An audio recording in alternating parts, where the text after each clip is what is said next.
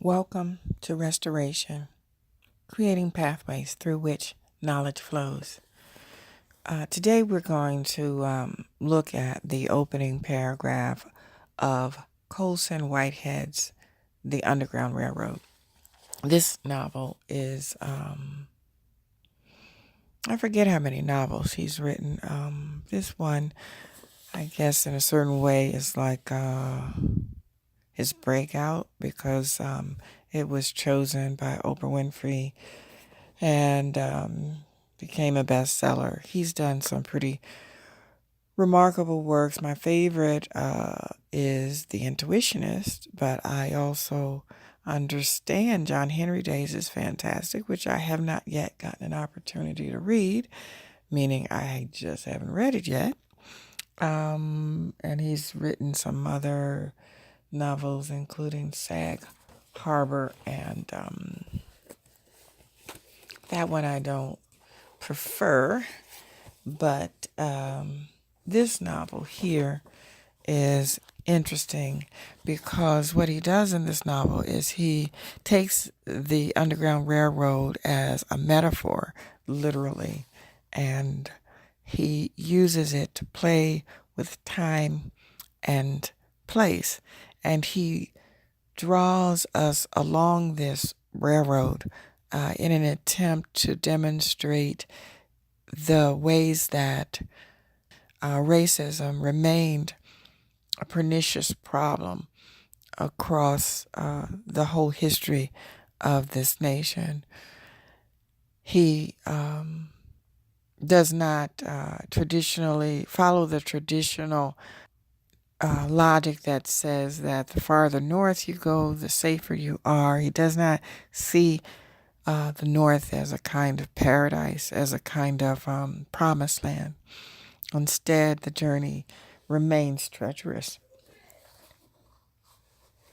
So the opening paragraph reads, "The first time Caesar approached Cora about running north, she said no."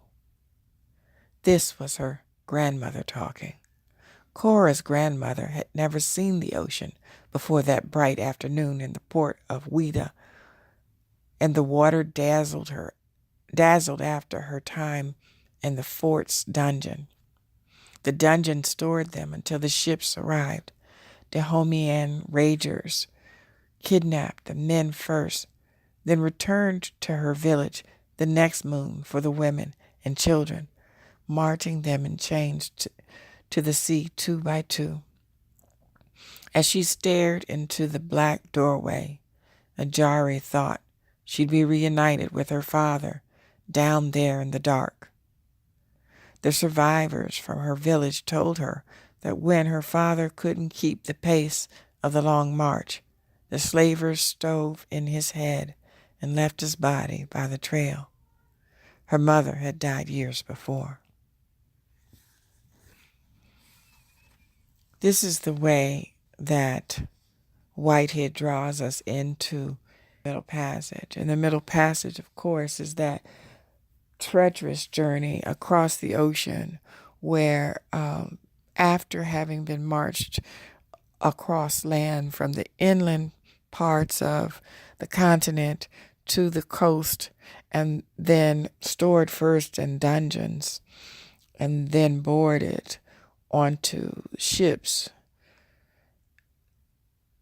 people were transported like cargo, like goods for trade, and they lay in these holds without benefits of fresh air and water for the most part, and very little food. They were kept alive on as little as necessary. They wanted to be kept alive, of course, because they were valuable cargo. They were money for those who were trading and trafficking in humans. And the death rates on these ships were very high, not just for the crew, but also for the Africans who were their captives. and the death rates went up based upon the length of the journey. So the shorter the trip, the more likely you were to survive. And this is where the African American was conceived, in the belly of a slave ship. So we can't get to the Underground Railroad without dealing with the initial forced movement, the initial forced migration, which is the Middle Passage. And that's the part that Whitehead begins with. He does not linger, however. He moves us quickly. And so even in that opening paragraph, we see it as a reflection. We hear Cora as the protagonist, and it is her grandmother. So it's 2 generations back that we have to go before we get to Africa. So I hope that this has intrigued you and given you something to reflect on. And if you have not yet read The Underground Railroad by Colson Whitehead, which was published in, by Doubleday in 2016, please pick it up, pick up a copy, read it. And if you've read it, why not read it again?